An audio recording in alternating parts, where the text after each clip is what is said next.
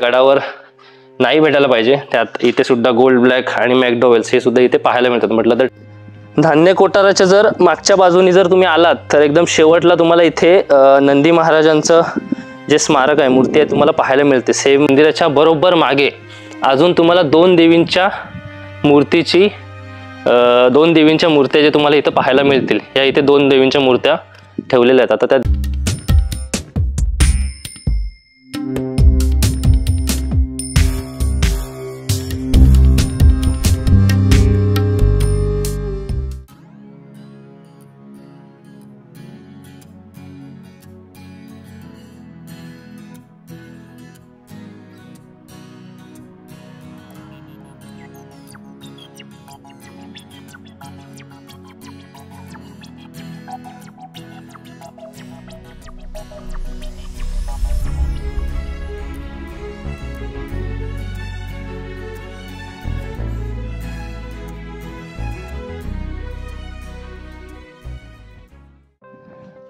इसवी सन 16व्या शतकात छत्रपती श्री शिवाजी महाराजांनी हा गड स्वराज्यात दाखल केला होता आणि या गडामध्ये खूप महत्त्वाच्या अशा गोष्टी तुम्हाला दाखवायच्या। त्यांनी एक स्पेशल गोष्ट ती तुम्हाला मी वरती सांगणार आहे।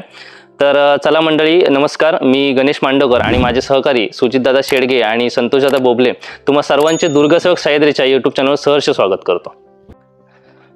तर आज आपण आलो आहोत महाराष्ट्रातील सर्वात महत्त्वाचा असा हा गड जो रत्नागिरी जिल्ह्यामध्ये मोडतो। रत्नागिरी जिल्ह्यातला हा एकमेव असा गड आहे ज्याच्यामध्ये एक स्पेशल जर तुम्हाला गोष्ट सांगायची म्हटली तर या गडावर 16 ते 18 तोफा अजून स्थित आहेत। त्या पोर्तुगीजकालीन म्हणजे पोर्तुगीज बनावटीच्या तोफा अर्ध्या तिथं पाहायला मिळतात। तर आपल्याला ते त्यापैकी किती पाहायला भेटतील ते आपण वरती जाऊन पाहूयाच। हा गड समुद्र सपाटीपासून अंदाजे 522 मीटर अंतरावर स्थित आहे आणि या गडाचं महत्त्व सांगायला गेलं तर आजूबाजूच्या प्रदेशावर हा गडावरचं लक्ष ठेवण्यासाठी हा स्थित आहे। छत्रपती शिवाजी महाराजांनी ह्या गडाला 1660च्या दरम्यान जिंकला। तर ह्याबद्दल या गडाची पूर्णपणे जो इतिहास आहे तो आपण गडाच्या वरती जो मेन जो आपला बालेकिल्ला आहे त्या ठिकाणी आपण सांगूया। गडाला भेट देण्यासाठी इथून जवळचं जे रेल्वे स्थानक आहे ते खेड रेल्वे स्थानक आणि त्या रेल्वे स्थानकापासून अंदाजे 20 किलोमीटर अंतरावर हा गड स्थित आहे। आणि जर गडावर तुम्ही ट्रेकिंगला येत असाल तर तुम्हाला गडाच्या खालच्या बाजूला एक गाव आहे पायथ्याशी, तिथून तुम्हाला जेवणाची आणि राहण्याची सोय तिकडचे स्थानिक लोक करतात। आणि जर तुम्ही गडाच्या वरती जर विचार करायला गेला तर गडावर झोलाई मातेचं मंदिर आहे आणि त्या मंदिरात सुद्धा तिकडचे जे पुजारी आहेत ते तुमची जेवणाची आणि राहण्याची सोय करू शकतात जर तुम्ही कमी संख्येत असाल। गडातून आपण जर सरळ पायऱ्या चढत आलात तर तुम्हाला समोर दिसतोय जो हा गडाचा पहिला महादरवाजा। असे गडाला एकूण 2 दरवाजे आहेत। एक दरवाजा उद्ध्वस्त स्वरूपात आहे, त्याचे अवशेष आपल्याला पाहायला मिळतील की नाही ते आपण वरती पाहूच। आणि हा आहे गडाचा पहिला दरवाजा। जास्त मोठी ट्रेक नाही आहे। तुम्हाला जर एकदम 2 दिवसाची ट्रेक करायचं असेल तर इथे तुम्हाला 3 गड पाहायला मिळतील एका 2 दिवसामध्ये। सर्वात पहिला रसाळगड, दुसरं म्हटलं तर सुमारगड आणि त्याच्या पुढे आहे तो महिपतगड, त्याला महिपालगड असं सुद्धा म्हटलं जातं। आहे गडाचा पहिला दरवाजा। माझ्या मते हा एकमेव दरवाजा मी आत्तापर्यंत फिरलेल्या गडकोटांपैकी पाहिलाय जो आता सुस्थितीत पाहायला मिळतोय। त्याची कमान सुद्धा अजून सुद्धा सुस्थितीत आपल्याला पाहायला मिळेल। पुरातत्व खात्यातर्फे लावलेला हा फलक। इथून तुम्ही आतमध्ये आलात तर तुम्हाला मी बरोबर वसई दुर्गाला म्हणजे वसई गडाला आपण जेव्हा भेट दिली त्यावेळी तुम्हाला सांगितलं की गडाचा दरवाजा लॉक करण्यासाठी लाकडी ओंडक्यांचा इथे वापर केला जायचा आणि इकडची लॉक सिस्टीम। इथून तुम्ही जर सरळ गेलात तर वरच्या बाजूला तुम्हाला पाहायला मिळेल मारुतीरायाचं मंदिर।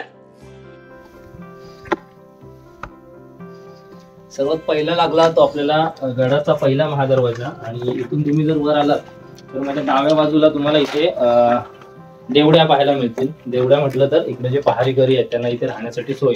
आणि तुम्ही जर या बाजूला आलात तर इकडे लक्ष ठेवण्यासाठी आणि तोफांचा मारा किंवा आपण गरम तेल ओतण्यासाठी जागा आहे जी आपल्याला रायगडावर पाहायला मिळते। इकडे देवळ्या पाहायला मिळतात। देवळ्या आणि देवळ्या यातला फरक तुम्हाला मी वसईगडावर सांगितलेला आहे। आणि ह्या बाजूने जर तुम्ही सरळ आलात तर तुम्हाला सर्वात पहिलं दिसतं ते मारुतीरायाचं मंदिर। पहिला महादरवाजा काढून आल्यानंतर थोडंसं वरती काही पायऱ्यांचे अवशेष तुम्हाला पाहायला मिळतात। सरळ आल्यानंतर तुम्हाला सर्वात पहिला जे मंदिर आहे ते पाहायला मिळतं ते मारुतीरायाचं मंदिर।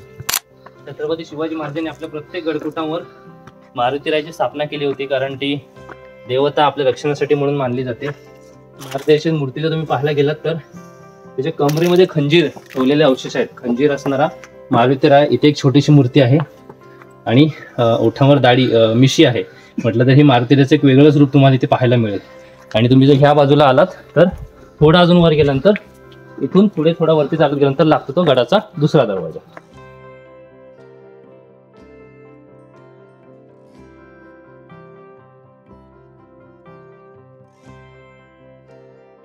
इथून पुढे आल्यानंतर तुम्हाला सांगितल्याप्रमाणे मारुतीच्या मंदिराच्या नंतर गडाचा दुसरा दरवाजा लागतो, तो पण तुम्हाला पाहायला मिळेल.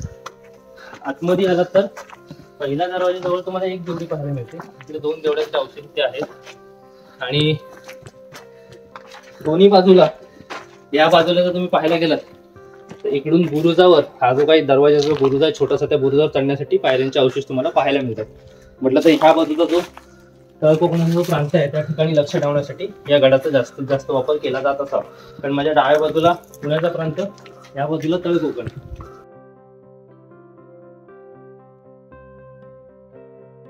आपण आता 2 दरवाजे पाहिले आणि तुम्हाला गडाच्या खालती मी सांगितलं होतं की गडाला टोटल 3 दरवाजे आहेत. आता हा जो दरवाजा आहे तो पूर्ण उद्ध्वस्त स्वरूपात आहे. आणि तुम्हाला मी स्टार्टिंगला सांगितलं होतं की गडाचं एक वैशिष्ट्य आहे की गडावर टोटल 16 ते 18 तोफ आपल्याला पाहायला मिळते. त्यापैकी ही एक तोफ अजून सुद्धा निकामी झालेली आहे तोफ. आणि बरोबर माझ्या बरोबर डाव्या साईडला जर मी बघायला गेलं तर इथे एक खूप मोठी तोफ तुम्हाला पाहायला मिळते. अंदाजे 3 ते 4 टन वजनाची तोफ असू शकते. तोफगाडा सुद्धा इकडच्या स्थानिक प्रतिष्ठाननी या तोफेला लावलेला आहे आणि या तोफेवर 1720 असं लिहिलेलं आहे. म्हटलं तर ही तोफ पोर्तुगीज बनावटीची तोफ दिसून येते. म्हणजे तर नाही बोलून 2 ते 3 किलोमीटरची रेंज या तोफेला असू शकते. या बाजूला जर तुम्ही आलात तर आपल्याला आता गडावरतील जेवढी मंदिरं आहेत ते बघायची आहेत आणि नंतर गडाचा इतिहास शेवटला पण सांगूया.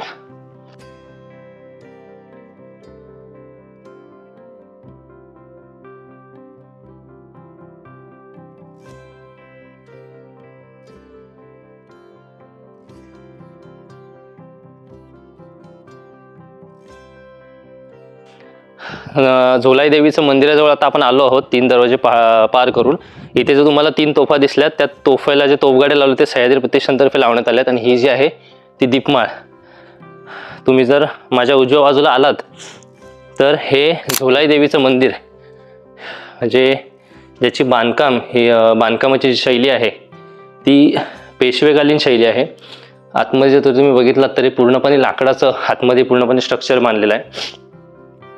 थोडं आतमध्ये या. आपल्या महाराजांची इथे स्मारक इकडे. त्याच्यानंतर तुम्ही आतमध्ये थोडंसं आतमध्ये या. मध्ये आल्यानंतर तुम्हाला 3 देवींच्या मूर्त्या तुम्हाला इथे पाहायला मिळतील. पहिले म्हटलं तर वाघजाई देवी, भैरी देवी आणि तिसरं म्हटलं तर झोलाई देवी. इकडे मंदिराचा कलश सुद्धा तुम्हाला पाहायला मिळेल. आणि इकडचे जे स्तंभ तुम्ही जर बघितलात तर पूर्णपणे पेशवेकालीन हे बांधकाम आहे. म्हणजे अजून सुद्धा ते स्ट्रक्चर इथे स्थित आहे आणि चांगल्या सुस्थितीत तुम्हाला पाहायला मिळेल.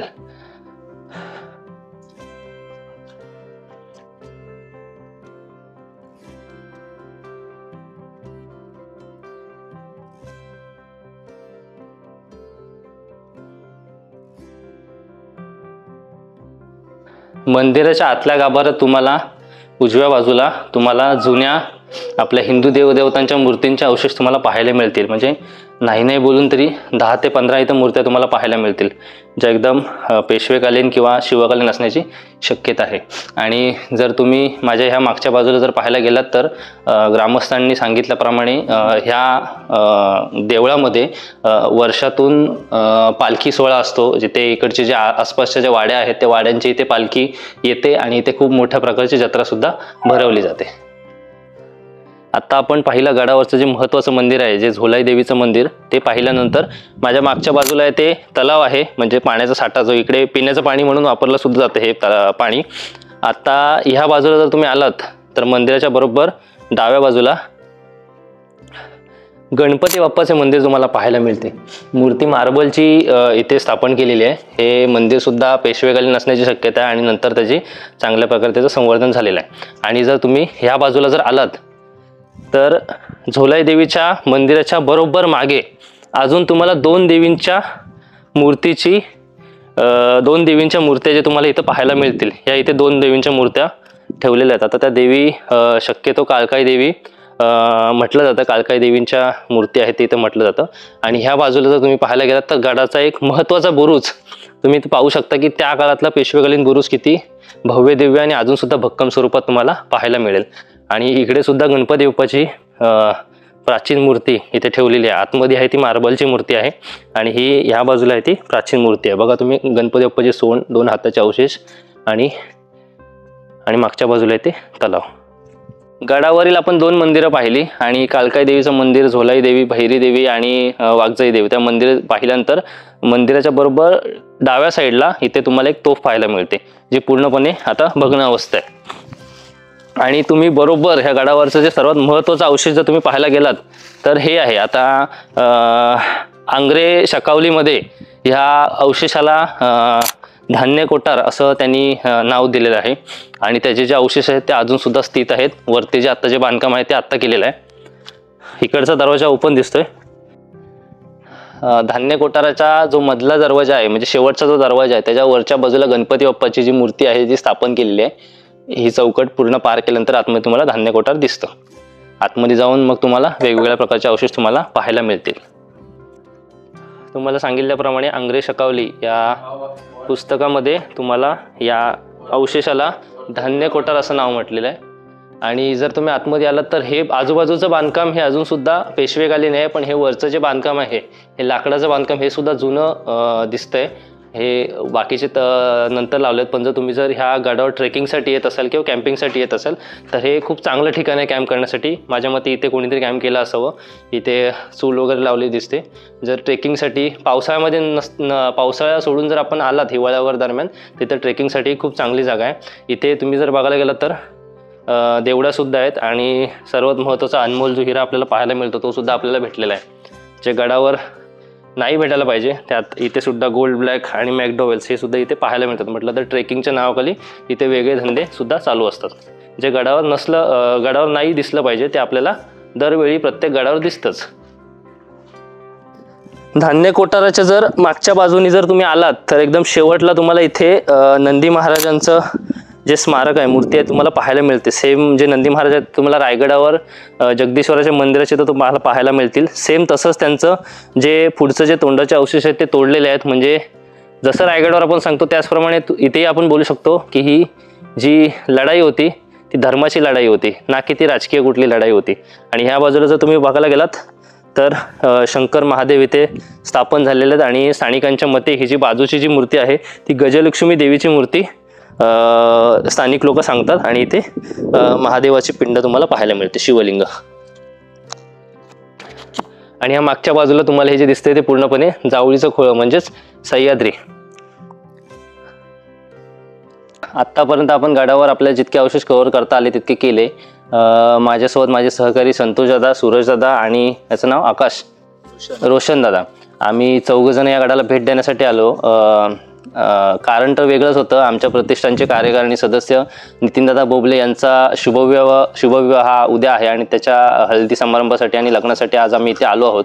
आणि बोललो जर आपण येतोच आहोत तर त्या कारणाने बोललो रत्नागिरीमधला जो जवळचा जो खेडमधला जो गड आहे रसाळगड त्याला भेट देण्यासाठी आम्ही इथे आलो. तर आत्तापर्यंत आपण सर्व अवशेष इकडचे जितके आपल्याला जे स्थित आहेत सुस्थितीत आहेत तेवढे कव्हर केले. आता राहिला आपला तो फक्त बालेकिल्ला. म्हटलं तर इकडचा जो राजवाड्याचे जे अवशेष आहेत ते आपण पुढे पाहूया.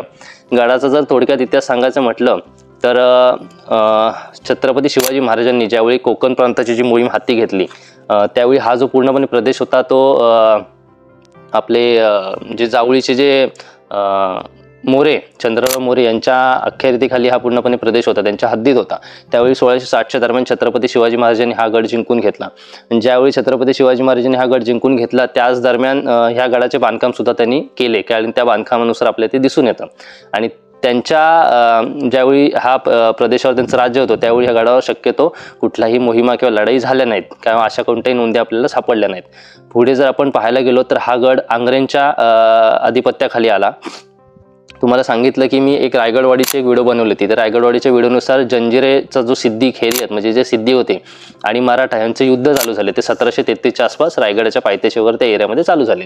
सो त्या युद्धाच्या दरम्यान आपले जे सरखेल कान्होजी आंग्रे आहेत यांचा जो मुलगा आहे संभाजी आंग्रे ते बानकोट गडावर होते आणि ह्या युद्धादरम्यान त्यांना ह्या गडावर यायचं होतं आणि आंग्रे शकावली ह्या पुराव्यानुसार संभाजीराव आंग्रे हे सप्टेंबर 1733 दरम्यान ह्या गडावर आले होते असं त्या आंग्रे शकावलीमध्ये आपल्याला नोंद आढळते. इसवी सन 1734 म्हटलं तर 10 सप्टेंबर 1734 दरम्यान ह्या रसाळगडाचे जे नामजाद होते जे तानाजी चाळके नाईक यांनी आपल्या मराठ्यांचे जे आध्यात्मिक गुरु ब्रह्मेंद्र स्वामी यांना काही सोन्याचे जे मोहरा होत्या आणि 6 तोळे सोनं त्यांना दिले होते दान म्हणून. आता हे ब्रह्मेंद्र स्वामी नक्की कोण आहेत त्यांच्याबद्दलची एक मी सविस्तर जी व्हिडिओ आहे म्हणजे शॉर्ट स्वरूपाची व्हिडिओ ती आपल्या चॅनलवर आपण पोस्ट करणार होते. ते तुम्ही जर राईट साईडला जर आय बटनावर क्लिक केली तर तुम्हाला त्यांच्याबद्दलची सविस्तर माहिती मिळून जाईल. यापुढे हा गड कित्येक वर्ष मुघलांच्या ताब्यात होता कारण रायगडावर मुघलांनी ताबा मिळवला होता. त्याच दरम्यान हा गड सुद्धा मुघलांच्या ताब्यात होता आणि काही वर्षांनी 1755 नंतर तुळाजी आंग्रे यांनी हा गड पुन्हा स्वराज्यात आणला आणि पुढे गणेश कृष्णजी पेंडसे यांनी रुमाजी दाभोळकर यांना लिहिलेल्या पत्रानुसार पेशव्यांचे जे सरदार होते त्यांनी हा जो गड आहे तो पुन्हा तुळाजी आंग्रे यांच्याकडून जिंकून पेशवाईमध्ये दाखल केला आणि त्यानंतर हा गड इंग्रजांच्या ताब्यात आला. इंग्रजांनी गडावर जे काय अवशेष आहेत त्यांची पूर्णपणे नासधूस केली आणि आत्ता जो तुम्हाला जो दिसतोय तो ब्रिटिशकालीन परवानंतरचा हा जो गड आहे त्यानंतर काही परवानंतर त्याची काही संवर्धन प्रक्रिया केली असेल तरीसुद्धा जर माझ्या मते मी आत्तापर्यंत 35 ते 40 गडकोट फिरलो आणि त्या गडकोटांपैकी हा जो गड आहे जो सुस्थितीत आहे आणि गडावर आपल्याला आत्तापर्यंत 16 तोफा आपल्याला पाहायला मिळाल्या. आता आपल्याला पाहायचा आहे तो गडावरचा महत्त्वाचा अवशेष जो आहे आपला राजकोट किंवा आपण बालेकिल्ला म्हणू शकतो तो आपण पाहू. त्याच्यामध्ये आपल्याला पाहायला मिळतील ते चुन्याचा घाणा जे बनवण्यासाठी जे यंत्र वापरलं जातं ते आणि जे गडावरचे जे राजवाड्याचे अवशेष आहेत ते तुम्हाला तिथे पाहायला मिळतील.